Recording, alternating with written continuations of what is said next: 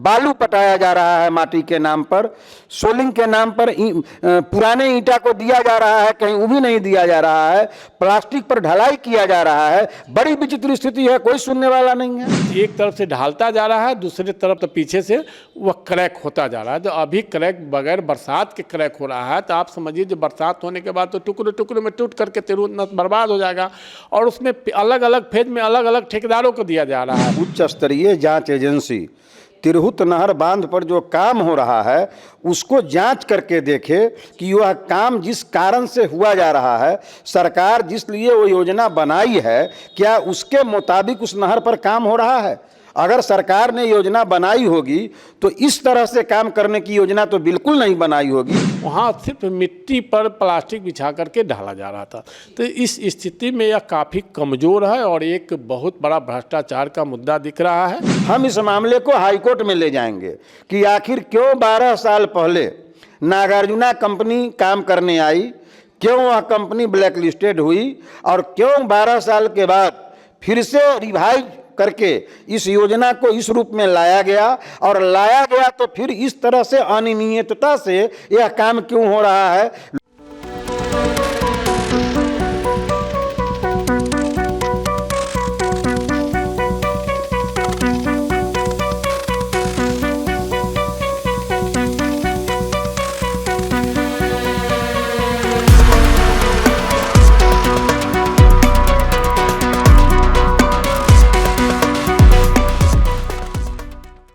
नमस्कार, first look Bihar में आपका स्वागत है। मैं हूं निशा श्री। यहां हम आपको दिखाते हैं वो खबरें जो जानना ज़रूरी है। और आज आपके लिए जानना ज़रूरी है कि तिरहुत नहर के नाम से जो एक नहर बनाया जा रहा है उसमें किस तरह की अनियमितता है। इस बात को उठाया है मुक्तेश्वर प्रसाद सिंह मुकेश ने, जो कि एक समाज सेविक हैं, और आज वो हमारे साथ स्टूडियो में उपस्थित हैं। सबसे पहले तो आपका बहुत बहुत धन्यवाद। और इसी मुद्दे पर फिर विशेष जानकारी देने के लिए हमारे साथ उपस्थित हैं वरिष्ठ पत्रकार रविंद्र कुमार सिंह जी। आपका भी सबसे पहले मुक्तेश्वर प्रसाद सिंह मुकेश जी, आपसे ही जानना चाहेंगे कि क्या है ये तिरहुत नहर का मामला, जिसमें कि अभी आपने आगे एक कार्रवाई जो है वो प्रशासन तक पहुंचाने का प्रयास किया। डी फार्मा स्टूडेंट्स, अब हो जाइए तैयार। आपके लिए है बहुत अच्छी खबर कि अब केवल डी फार्मा स्टूडेंट्स को ही मिलेगी फार्मासिस्ट की जॉब। तो ये कोर्स करने के लिए आपके पास है 2 चॉइसेस।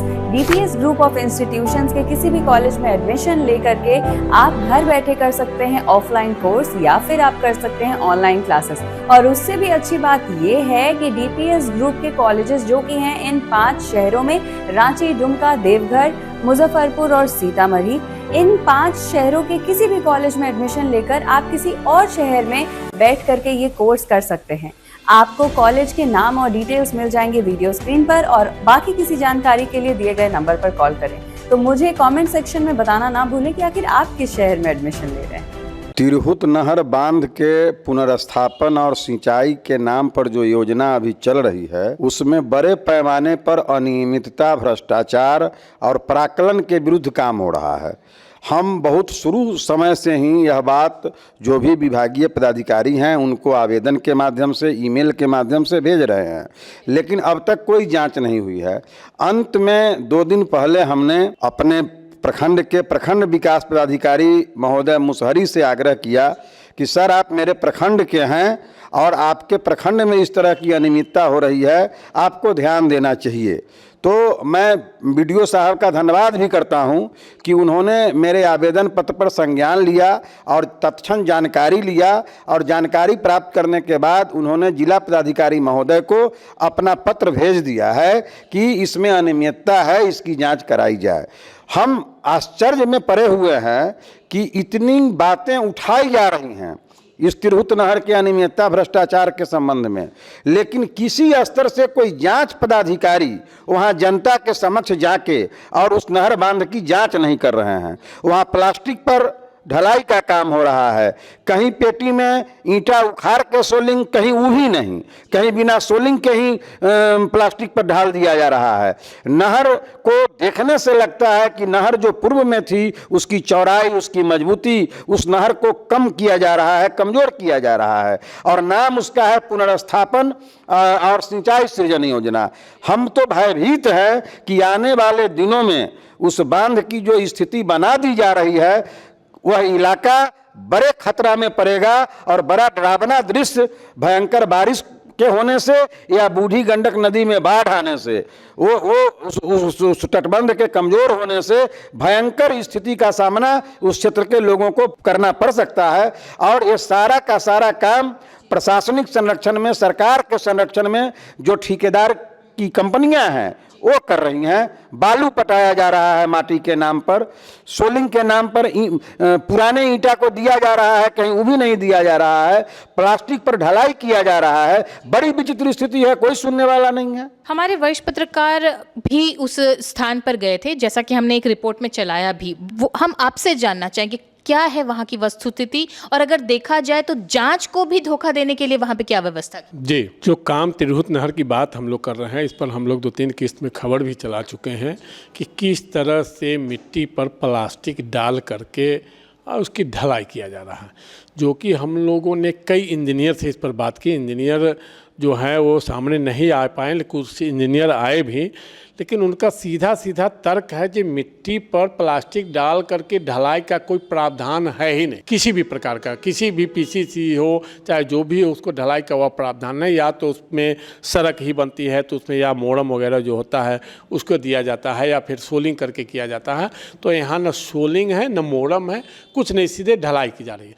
जहाँ जहाँ कुछ विरोध हुआ है, जैसे मुक्तेश्वर बाबू बताए हैं कि इन लोगों ने मुसहरी प्रखंड क्षेत्र से जहाँ से नहर गुजर रही है वहाँ पर इन्होंने कुछ विरोध किया, तो जो उसमें पहले से जो ईंट में खरंजा में दिया गया था, उस ईंट के टुकड़े से कुछ जगह पर खरंजा दिखा करके उस पर ढाला है। लेकिन हमने जहाँ देखा है वहाँ सिर्फ मिट्टी पर प्लास्टिक बिछा करके ढाला जा रहा था। तो इस स्थिति में यह काफ़ी कमज़ोर है और एक बहुत बड़ा भ्रष्टाचार का मुद्दा दिख रहा है।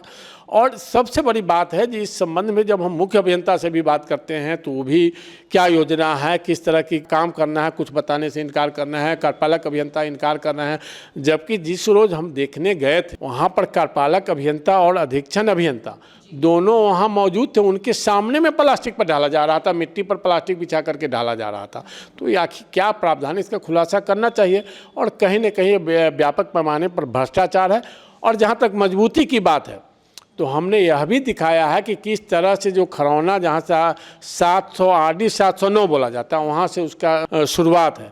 तो जिस तरह से एक तरफ से ढालता जा रहा है, दूसरी तरफ तो पीछे से वह क्रैक होता जा रहा है। तो अभी क्रैक बगैर बरसात के क्रैक हो रहा है। तो आप समझिए जो बरसात होने के बाद तो टुकड़े टुकड़े में टूट करके तिरहुत बर्बाद हो जाएगा। और उसमें अलग अलग फेज में अलग अलग ठेकेदारों को दिया जा रहा है।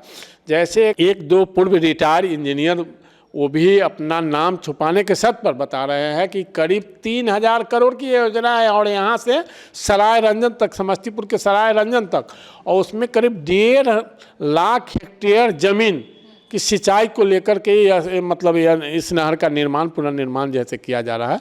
और उसमें इस तरह का कमज़ोर बनाया जा रहा है। मान लीजिए कि अगर बाढ़ आ जाए, बाढ़ की स्थिति में उस नहर में पानी घुसे, और उस पानी घुसने पर तो जहाँ कमज़ोर है तो उस गांव पर खतरा हो जाएगा ना।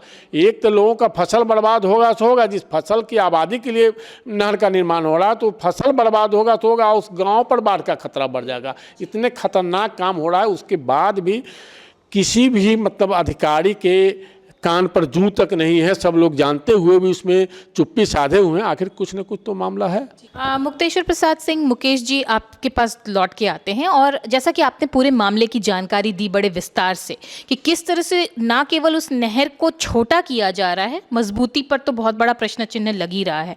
आपने जो ये पत्र अभी फॉरवर्ड करवाया है, आपकी अपेक्षाएं क्या हैं, कार्यवाही क्या क्या होगी? हम यह चाहते हैं कि सबसे पहले उच्च स्तरीय जांच एजेंसी तिरहुत नहर बांध पर जो काम हो रहा है उसको जांच करके देखे कि वह काम जिस कारण से हुआ जा रहा है, सरकार जिस लिए वो योजना बनाई है, क्या उसके मुताबिक उस नहर पर काम हो रहा है। अगर सरकार ने योजना बनाई होगी तो इस तरह से काम करने की योजना तो बिल्कुल नहीं बनाई होगी। अगर इसका नाम है तिरहुत नहर पुनर्स्थापन और सिंचाई योजना। तो पुनर्स्थापन का मतलब है कि जो पहले से बांध है उसको पुनर्स्थापित करना, मतलब उसको मजबूत करना। और सिंचाई सृजन का मतलब होता है कि इससे सिंचाई सृजन की संभावना तलाशना। लेकिन हम तो वहाँ देख रहे हैं और सारा समाज देख रहा है कि वहाँ तो नहर बांध को कमज़ोर किया जा रहा है। तो कमज़ोर नहर बांध से सिंचाई सृजन की और पुनर्स्थापन की क्या बात सिद्ध होगी जो योजना का नाम है। और मैं तो अब राय विचार ले रहा हूं लोगों से, हम इस मामले को हाईकोर्ट में ले जाएंगे कि आखिर क्यों 12 साल पहले नागार्जुना कंपनी काम करने आई, क्यों वह कंपनी ब्लैक लिस्टेड हुई, और क्यों 12 साल के बाद फिर से रिवाइव करके इस योजना को इस रूप में लाया गया। और लाया गया तो फिर इस तरह से अनियमितता से यह काम क्यों हो रहा है। लोगों को संबंधित विभागीय पदाधिकारी को पिटीशन देने के बाद इसकी जांच क्यों नहीं हो रही है। ये सारे मामले को हम हाईकोर्ट में जनहित रीट के माध्यम से हम जाएंगे कि यह सिंचाई सृजन योजना नहीं है, ये लूट की संभावना सृजन योजना है। पटना उच्च न्यायालय ही अब एकमात्र रास्ता हमको दिखाई दे रहा है। हमारे वरिष्ठ पत्रकार रविंद्र कुमार सिंह, हम आपसे जानना चाहेंगे कि अगर ये जो पत्र जारी हो रहा है, मान लीजिए इस पे कार्रवाई हुई, लेकिन हम ये भी देख रहे हैं कि नहर का जो काम है वो रुक नहीं रहा है, बड़ी तेजी से उसको लोग पूरा करने की कोशिश कर रहे हैं। ऐसे में अगर कार्रवाई होगी तो प्रोसेस क्या? देखिए, मान लीजिए जैसे वीडियो लिखे हैं, डीएम से अनुरोध पत्र डीएम को दिए हैं, जो मुक्तेश्वर प्रसाद सिंह मांग किए हैं जिसमें अनियमितता है, भ्रष्टाचार है, जिसको लेकर वीडियो लिखे हैं। आखिर डीएम जो टीम का गठन करेंगे वो भी इंजीनियरों टीम का ही गठन करेंगे, उसमें प्रशासनिक अधिकारी के भी लोग रहेंगे। लेकिन उसमें भी जो ग्रामीण हम लोग जहाँ जहाँ गए हैं तो ग्रामीणों का यह भी कहना है जो क्या किया जा रहा है, ये कुछ जगह मतलब मिट्टी पर और प्लास्टिक डालकर तो ढाला ही जा रहा है, बीच बीच में कहीं कहीं उसमें सोलिंग दिखा दिया जा रहा है, कहीं कहीं कुछ गिट्टी डाल करके मोरम दिखा दिया जा रहा है, ताकि वह इंजीनियरों की टीम जाए तो जो एजेंसी काम कर रहे हैं उनसे मिल करके उस जगह पर ही गड्ढा खोद करके, मतलब खुदाई करके उसकी जांच करे और उसको पुष्टि कर दे कि यहाँ पर सही काम हो रहा है। बड़ी चालाकी से चोरी का व्यवस्था भी कर लिया गया है। मतलब जो भ्रष्टाचारी हैं वो भ्रष्टाचार छुपाने के लिए सारी व्यवस्था करके भ्रष्टाचार कर रहे हैं। तो इस स्थिति में सच्चाई सामने आ पाएगी या नहीं आ पाएगी यह कहना बड़ा मुश्किल लग रहा है। लेकिन यह तय है जो नहर को साल 2 साल में टूट जाना है। जिस तरह का नहर का निर्माण हो, जिस तरह से इंजीनियरों से हम लोग बातचीत कर रहे हैं, तो कोई भी इंजीनियर यह कबूल करने के लिए तैयार नहीं है कि मिट्टी पर प्लास्टिक डाल करके या ढालने का कोई प्रावधान है। तो इस तरह से एक बहुत बड़ा घोटाला निश्चित रूप से है इसमें। अच्छा, चौड़ीकरण के ऊपर भी मुक्तेश्वर प्रसाद सिंह जी सवाल उठा रहे हैं। चौड़ीकरण को लेकर के आपका क्या कहना है कि इसको छोटा किया जा रहा है, नाले में तब्दील हो रहा है? ये नहीं, देखिए, जहाँ तक चौड़ीकरण का सवाल है तो उसमें अब एक सड़क निर्माण का भी रख दिया गया, तो हो सकता है चौड़ीकरण कुछ कम हो, उसमें दोनों तरफ सड़क की भी बात हो रही है। तो यह एक अलग मुद्दा हो सकता है, जिस सड़क भी हो ताकि लोगों को सुविधा भी हो। सरकार की योजना बहुत महत्वाकांक्षी योजना है, जनहित की योजना है, लेकिन जो भ्रष्टाचार है उस योजना को बलि चढ़ा रहा है। इसलिए मतलब भ्रष्टाचार पर नियंत्रण होकर के अगर वो काम हो तो बहुत अच्छी योजना है, सरकार की योजना है, किसानों के हित में योजना है। लेकिन यहाँ मिली भगत से उसमें भ्रष्टाचार करके और उस योजना में लूट खसोट किया जा रहा है। जी, इसके ऊपर और कोई टिप्पणी करना चाहिए? अब इतना ही कहना चाहेंगे कि तिरहुत नहर के विभागीय पदाधिकारियों को आवेदन पत्र देकर तो हम देख लिए, प्रखंड विकास पदाधिकारी मुसहरी के स्तर से डीएम साहब को पत्र लिखा गया है। हम मुजफ्फरपुर के जिला पदाधिकारी पर विश्वास करते हैं और उनको हम एक संवेदनशील और अच्छा पदाधिकारी मानते हैं। हम यही आपके चैनल के माध्यम से अनुरोध करना चाहेंगे मुजफ्फरपुर के जिला पदाधिकारी महोदय से कि जिला पदाधिकारी महोदय, तिरहुत नहर को कमज़ोर होने से बचाइए, तिरहुत नहर को भ्रष्टाचार के बलि चढ़ने से बचाइए, किसी तरीके से तिरहुत नहर को सुदृढ़ करिए। यह हम जिला पदाधिकारी से करबद्ध निवेदन करते हैं।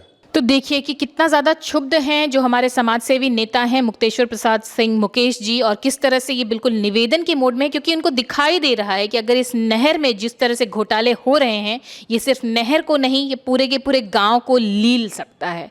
तो इसके ऊपर कार्रवाई होगी, इसी अपेक्षा के साथ अभी हम इस कार्यक्रम को यहीं पर देते हैं विराम। इससे जुड़ा जो भी अपडेट आता रहेगा वो आपके सामने लाते रहेंगे। आपकी क्या ओपिनियन है, कॉमेंट बॉक्स में ज़रूर लिख करके देखिएगा। आप देख रहे थे फर्स्ट लुक बिहार। धन्यवाद।